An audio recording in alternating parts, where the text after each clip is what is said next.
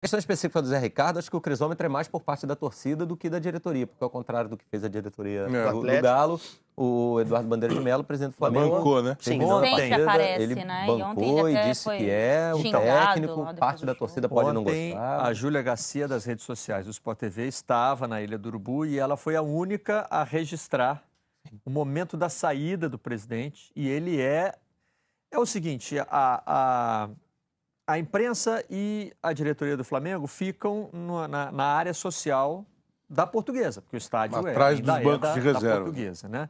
Atrás dos bancos de reserva. Então tem uma entrada, a gente fica com a imagem mistura com a torcida, do Ninho do setor Urubu, oeste, todo ali. dessas arquibancadas modulares, né? Mas essas arquibancadas modulares estão em volta do que se vê na TV, para quem do não que se conhece. vê na TV, porque a gente está justamente posicionado ali, né? O estádio original, né? Ali atrás joguei... do banco é construção, ali exatamente. Atrás aqui de onde ele está. Atrás do Zé Ricardo aqui. Eu joguei futsal lá na Portuguesa, morei ali do lado, mesmo? Então eu conheço bem ali o estádio. Ele é, na verdade, o estádio original, que era a Ilha dos Ventos Vivantes. É bacana porque ainda está com a mesma arquitetura. Ele é arquibancada de concreto pro lado aqui de jogou cá, o Carlos Gil. Falaram, né? Naquela quadra de futsal ali, onde tem a estrela da Portuguesa. Aqui jogou o Carlos Gil. Foi um goleiro razoável no futsal. Goleiro, né? Não falaram do goleiro. E ainda tem o verde e vermelho, tem o escudo da Portuguesa. Mas a torcida que paga o ingresso mais caro entra exatamente por ali. Isso. E convive com. Então ali tem também nós. Uma passagem de torcida. Tem ali os food trucks, onde você pode fazer um lanche. Tem Ali, por exemplo, e tal. a imprensa vai, a diretoria do Flamengo vai e o torcedor que pagou o ingresso mais caro vai também. Exatamente na quadra de esportes da Portuguesa. Isso. Aí tem um prédiozinho ali de 2 andares, né? Onde estão instaladas as cabines e os camarotes. O Tite, por exemplo, estava no primeiro andar, num camarote da diretoria do Flamengo. O técnico da seleção brasileira assistiu a partida.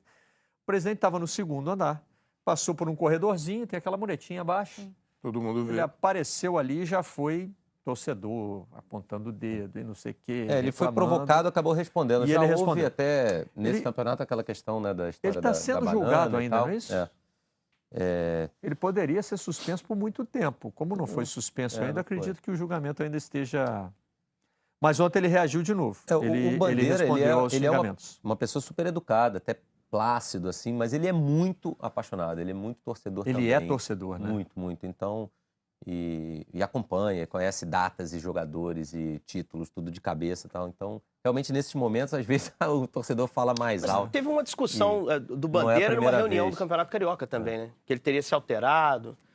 Como presidente, tem que tomar um pouco de cuidado com isso. Um pouco não, bastante cuidado com relação a isso. Melhor não pegar essa pilha, a gente sabe que frustra, porque ele faz um grande trabalho. Boca dele com o presidente do Botafogo. O presidente do Botafogo fez uma insinuação e ele pegou muito a pilha dessa... Eu acho que ele se frustra porque sabe que o trabalho dele é bem feito.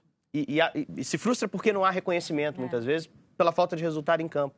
Mas tem que ter frieza, tem que tentar se distanciar. É difícil para o cara que está ali no estádio, né? Mas... o Flamengo de hoje é um time frustrante mesmo. Sim. Porque é um time que tem muita posse de bola, que passa a maior parte do tempo no campo do adversário. Não é até aquela posse de bola inócua. O Flamengo fica no campo do adversário. Chuta no gol. Mas está vindo aí de uma sequência de 3 confrontos contra times grandes, times que vão ficar na parte de cima da tabela, e trouxe 2 pontos desses 3 jogos. Gente, eu não vi um Flamengo assim tão ruim ontem assim. Ele não é ruim, é frustrante, porque não resolve o jogo a seu favor. É angustiante, talvez, assim, porque a torcida passa o jogo. E a gente fica. Eu estava no jogo ontem, né? E a Ilha, você fica muito perto do campo e da torcida ao mesmo tempo, você vê as reações ali do torcedor, e era aquele grito incontido na garganta o tempo todo do torcedor. É que o que você viu ontem, Kleber, o torcedor vê todo o jogo. Não, isso... Tá jogando bem, olha aí, tem jogador bom e... Mas não acontece. Então, isso é uma questão. Ontem teve a crueldade do pênalti perdido do jogador preferido da torcida, que aplaudiu o Diego depois do pênalti, aplaudiu o Diego. A questão, assim, de você ter uma boa posse de bola, marcar presença no campo de ataque, até criar algumas oportunidades, isso me parece que é um cenário muito semelhante para todos os times brasileiros. Cria, toca, ou toca e cria. Toca, chuta. E tanto é que você vê muitos jogos aí com poucas finalizações e tal. Claro que vai fazer falta uma hora, porque se você pegar o primeiro tempo, se os números não estiverem confusos na minha cabeça, o Palmeiras fez 2 finalizações. 2 gols, né? Ele fez 2 gols. Duas finalizações, mas teve na área do Flamengo. No primeiro tempo, não. Ah, no primeiro. No primeiro tempo. Não, mas no jogo teve na área do Flamengo mais de meia dúzia de vezes. Mas aí você viu as entrevistas ali na abertura.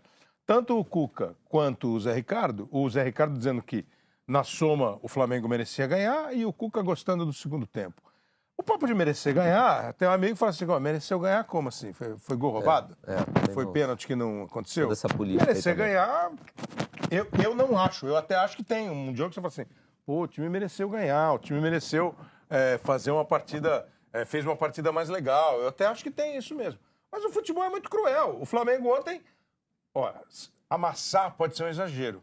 O Flamengo dominou completamente o primeiro tempo. Sim.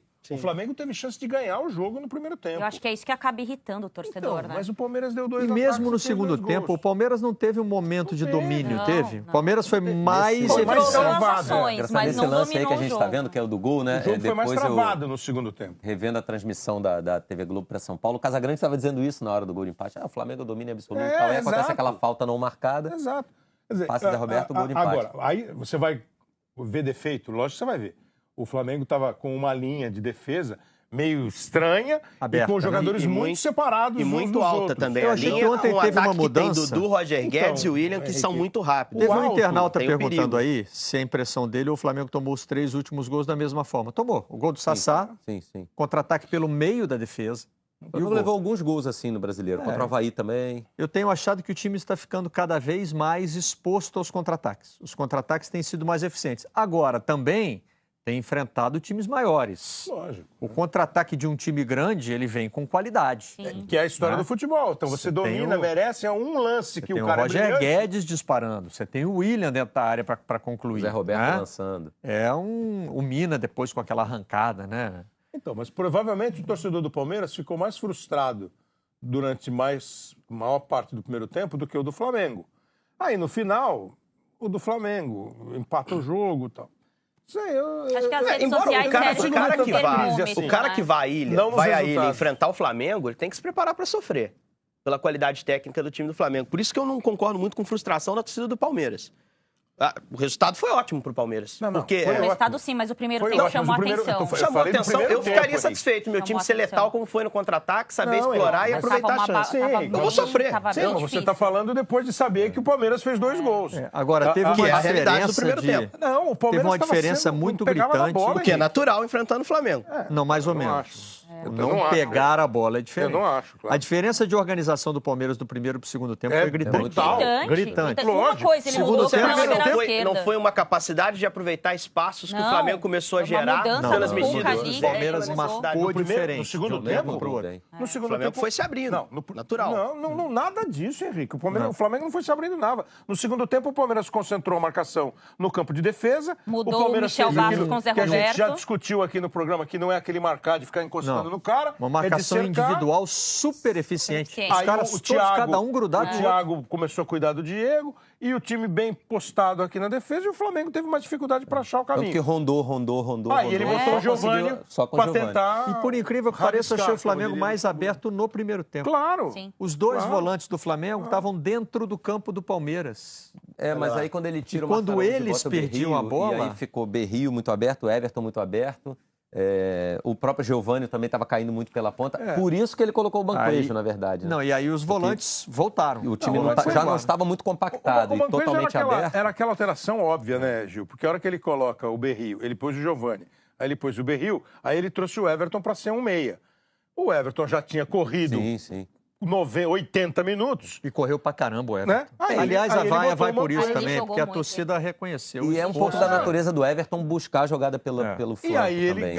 Quando ele ficou com o Cuejar, o Diego e aí o Everton. Aí ele tirou o Everton e botou o Mancoejo para ficar no meio do campo. Mas isso com 40 minutos do segundo tempo. Não foi por isso que ele deixou de ganhar, ou ele ia ganhar o jogo. Eu não sei, eu acho que assim, foi um jogo bem interessante.